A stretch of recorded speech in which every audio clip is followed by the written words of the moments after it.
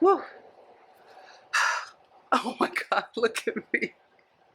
I wanted you all to see my cute sparkly mask that I wore today, which is the last day of my radiation treatment. But look at how it's left me. Gross. I'll be back. Okay, I guess that's a little better. I gotta make this quick because the repairman is coming to fix the belt on my treadmill. Long story, long wait. But he's finally gonna be here today. And hopefully it's quick because I would like to go to sleep. Today was my last radiation therapy session. Yay! One of the nurses clapped.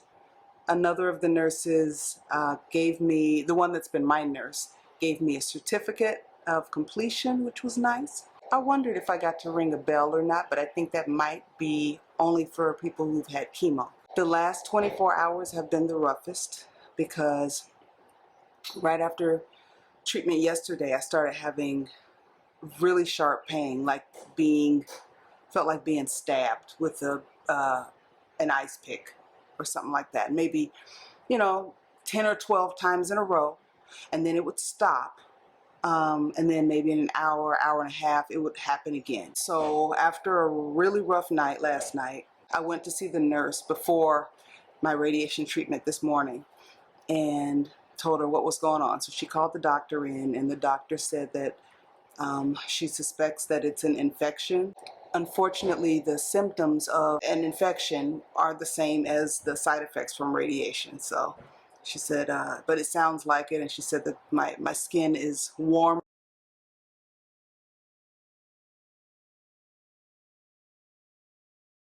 I need to take a minute to pat myself on the back for finishing that up. And yeah, do a little something to celebrate. I don't know what. It's going to be a nap first. Next week, it is the hormone therapy. More about that later. More about that later. Right now, it's a good thing. I wish I felt better. I can see I'm getting congratulations, text messages and stuff, which is nice. I don't feel like it's over yet. Oh, that's a no big. Okay, I'll talk to you. Ooh, that's too close.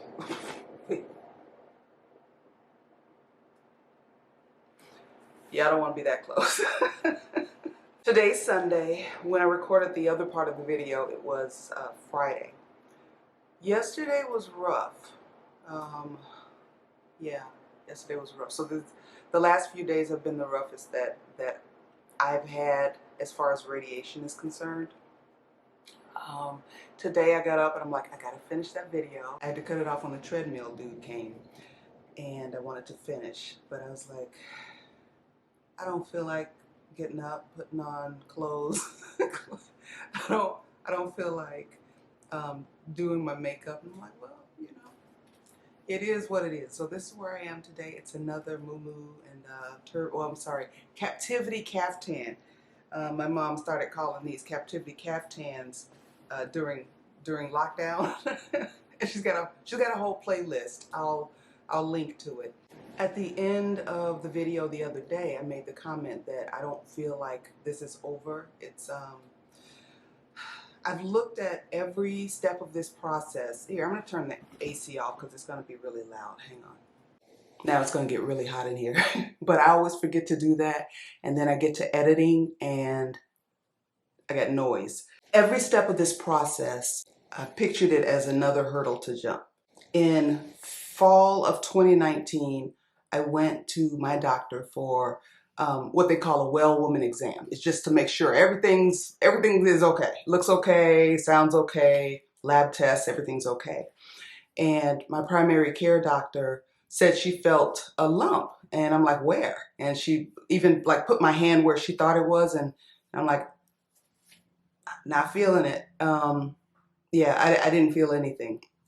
So she told me, come back and get a mammogram in 6 months. I said, okay, I will. I've been good about keeping up with my mammograms. So at the beginning of March, I went back to the clinic to get the mammogram, and the guy running the desk asked me how long it had been since my last one. And I believe I told him it was the previous March. I think that's the way it went.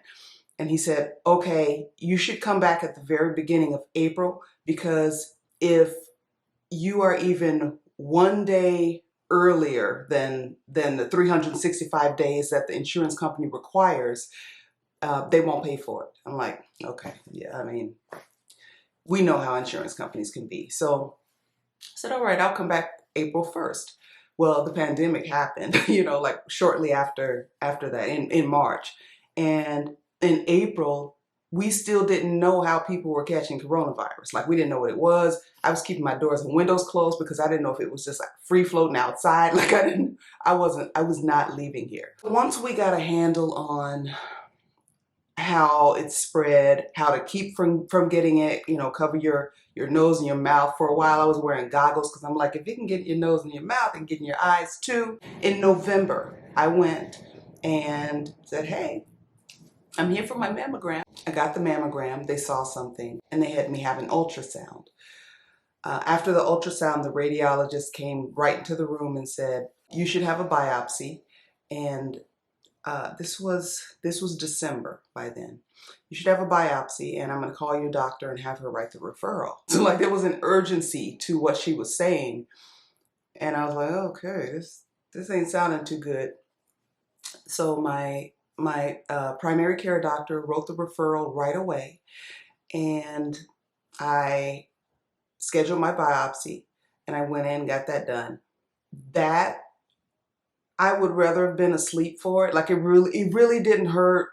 There really wasn't a lot of recovery time or anything like that, but just like, they gave me local anesthesia, but they used something called a core biopsy needle, which basically is like a little hole punch. They make an incision, and then they put that needle in there and they take bits of the tumor, like with a hole punch. And you can hear it happening and you can feel them tugging, and like, it's just, and at one point I could feel the pain again, so they had to numb me up again. I just would have rather have been asleep for it, because it was more mentally an issue than anything else. But not much recovery time at all, like 2 days. And then I had like a little hole in my chest for a while. And shortly after that is when my primary care doctor called me and said, it's cancer, but the good news is that we caught it early. Okay, I don't know what that means, but okay. Like, I don't know what that means in terms of, we caught it early, you won't die. We caught it early, so you'll have surgery, chemo, radiation for the next year. And like, I didn't know what that meant. Okay, it's cancer, we caught it early, I probably won't die, but does this mean mastectomy or what? So when she told me that, oh, I want to back up 1 second. After the ultrasound, you know how you can check your medical records online now? I went online and I took a look at the report, and there's a scale called the BIRADS, BIRADS, I would imagine. They rate a tumor after the biopsy from 1 to 6 to tell you the probability of it being cancer. 1 is no, it's not. 6 is yes, this is cancer. I was at a 5, which is a 95% probability that it's cancer. So I saw that, and that was before the biopsy. So going into the biopsy, I was like, this ain't looking too good. So went in, got the biopsy. Doctor confirmed, yes, it's cancer. And she referred me to 2 breast surgeons that she has worked with in the past, interacted with, knows of, had good outcomes. And I'm glad she did, because my surgeon was really, really good. She was good at explaining things. The surgery she did a really good job. So the next step is another hurdle. It's like, all right, mammogram, ultrasound, biopsy, cancer. Now you start meeting new doctors. You get a surgeon, who else did I get? A radiation oncologist.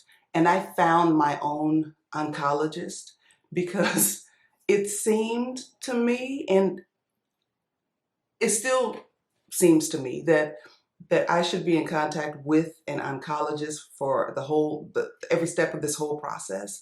But the fact that I was being sent to a surgeon first didn't, even though I knew I had to have surgery, it just didn't feel right. So I called the oncology department and said, hey, I've been diagnosed with breast cancer and I need an oncologist. Nobody has referred me yet. And they said, okay, well, yeah, you will be referred.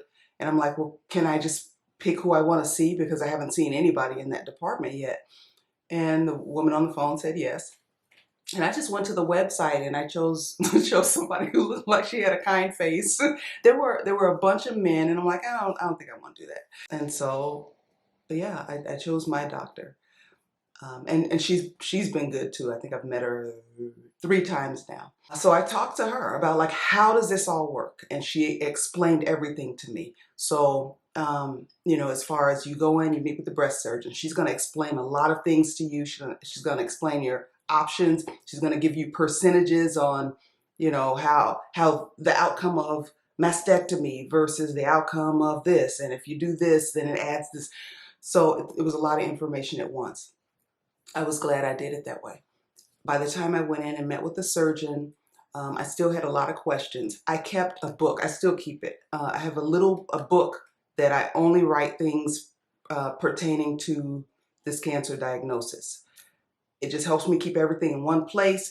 Sometimes I'll have a question midweek or, before I'm going to see one of my doctors. I write it in there because otherwise you leave the doctor's office and you're like, oh man, I wanted to ask this question and I totally forgot. So I took in my little book and I was asking questions and I was trying to write the answers as fast as she was talking. She's like, you know what, you don't even have to write any of this. I'm going to give you all of this information that I'm telling you right now. She gave me this is the surgeon. She gave me a big packet of information and then she had me go meet with the radiation oncologist. I had to make an appointment, go in, meet with her, see what she was talking about. They worked together, which was also very helpful. They worked together in coordinating my care. And on occasion, they would interact with the oncologist too. But the oncologist, her job takes over now and for the next couple years. I'll have to be scanned every 6 months just to make sure the cancer hasn't returned. What else? She's going to give me a prescription for the tamoxifen that I've talked about in the other videos. I'll see her on Friday, and I'm sure she's going to give me the prescription then. I have to get I got to get a 3D mammogram sometime this month because in February, I believe it was, they sent me for another mammogram just to make sure the tumor they saw was the only one. And they thought they saw something on the other side. And I was like, oh no, I can't. Then they sent me in for an ultrasound and they didn't see it. So I'm hoping it was nothing. I'm really hoping it was nothing, but I have to go in this month and find out. When I saw that I had a 95% chance of this mass being cancer, I think that was right before a weekend. And I spent a couple days just Googling online. They tell you the worst thing you can do sometimes when you think you have something is Google it, because then you see like the worst case scenario. But I went into it reminding myself that they caught mine early. Not everybody's experience is the same. And I just wanted to know, like, okay, if they say you need a mastectomy, what do I do? Do I have one mastectomy? Do I just have a double and get it over with? What does that mean? Like, what does recovery look like? What does life look like after that? What are my options? Do I want reconstruction? Do I want what's called an aesthetic flat closure, which is where they make you completely flat. And I had made up my mind in that time. If I needed a mastectomy, I was just going to get a double mastectomy and just keep them flat, because I don't want to keep having surgeries and, reconstruction or whatever. Yeah, no, just do what you need to do to get the cancer out and I'll deal. Luckily, it didn't come to that. I was told that having a mastectomy would have the exact same percentage of an outcome as having a lumpectomy plus radiation in my situation. So that's what I opted to do. I say opted because, of course, nobody wants any of this. I don't want any of this. I don't want any of this. But those were the options that I had, and I had to choose one. So now I have to go on the tamoxifen. I have to get scanned again this month, and then I got to get scanned every 6 months. I'll be taking the tamoxifen anywhere from 5 to 10 years, however long it takes me to go through menopause. Yeah, so, and it's got all kinds of crazy side effects, including the possibility of uterine cancer and ovarian cancer. Bone pain is another common one. What else? Fatigue, weight gain. There's just all kinds of things, and I just, I don't want to take it. Yeah, and I don't know. Some women don't get bad side effects. I won't know until I take it, but I'm not thrilled about any of it. Today, I feel better than I did yesterday. Definitely. I knew that radiation was going to affect my skin, and I knew on some level it had to go deeper, because otherwise, why do it? They want to radiate the whole area where the cancer was found, in case there's like one little cell or whatever. So I don't have to start this all over again, because another mass grew from that one little cell. So I get why they do it. Right this minute, I'm not in any pain, and I'm not on pain medication right now. So that's a good thing, because I've had to be on drugs. I'm not feeling the shooting pain anymore, the stabbing pain. I'm not feeling that at the moment. That comes and goes. But there's just a general feeling of discomfort. That's probably the best way I could put it. And in my head, I'm like, I hope it's not my lungs. I hope it's not my heart. I don't think that's an overreaction or being a hypochondriac or anything like that. It's reasonable. They just shot me in my chest with radiation for 21 days. So I just want to heal. I just want to start healing. And even though I'm done with what's called active treatment, it's not done yet for me. I got healing to do. I have to mentally process it, because it's hard to process while you're going through it. It's just like, all right, what do we need to do next? Okay, we're waiting for a test result. Okay, I'm waiting to see this doctor. All right, now I'm getting surgery. Now I'm recovering from surgery. Now I'm waiting for another test result and another one. And now I am calling insurance. And now I'm seeing another doctor. And now I'm like, you're in it, so deeply that anyway, haven't had time to put it into any type of context. You get all these percentages, the percentage chance that you're gonna die, percentage chance that, which mine isn't high. I'm gonna die one day, but I ain't gonna die now. The percentage of chance of recurrence, and then just, it's a whole lot of information at once, and there's just not enough. There's not enough time and mental energy, emotional energy to process it all while going through it. So now I'm just being as still and as quiet as I can.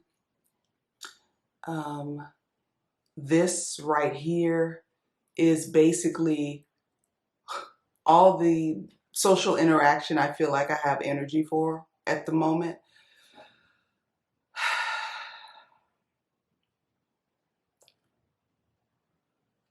Yeah, I just need to heal and see what's next. It's a pretty traumatic experience, and that's where I am today. Now, something good. I've been hired to write a series, and I'm doing that. I'm able to do that from home, you know, like in between naps or whatever I got going on in here, in between meals, in between appointments. So I've been doing that. I am not at liberty to disclose much information to you right now, but this isn't my project per se. I'm not producing this one. I'm not directing or anything like that. Although I have some things that you can look at. I'll put a link up. So, and this is a new way of working for me because I write. I've been writing a long time, and I usually write what I want to write. When I was in college, I would write what I wanted to write, and sometimes the teacher would say, "Hey, well, what about this? What about that?" I would consider it, and sometimes I'll be like, "Oh yeah, that's a good idea," and sometimes I'll be like, "No, I ain't doing that because I don't want it like that. This is mine," you know, like so. So I'm protective over my writing. I do consider other perspectives, but at the end of the day, if it's mine, then it's mine. This is not mine. It's a different experience where you write something and somebody says, here, let's do this. Let's do it. And I'm like, I thought this was my story, but it's not. It's not my story. I'm enjoying the process. I love writing. I feel good that I was asked to do this. It means that the person who asked me, it was his name is Joe Camarino. He was the director of my show, Sister President, and I felt honored that he thought enough of my writing to suggest me for this and ask if I wanted to do it. So I'm working on that, and that makes me happy. So there's a bit of joy. My life is not all doom and gloom. I'm just going through something right now. I actually, in general, have a good life. This is a transitional period. I know some of you know that. You've followed me before. You've seen my other videos. But for newcomers, you may just think, oh my gosh, she's really going through it. I don't think I want to come back to this channel. I am going through it right now, but going through it means you're gonna get through it. I have my Work That Crown wall decoration over here that I got from Dollar Tree. It's usually right next to my bed, but today I figured it would be nice to have it in the video. All right, that's what's happening, and I will be back and talk to you soon. All right.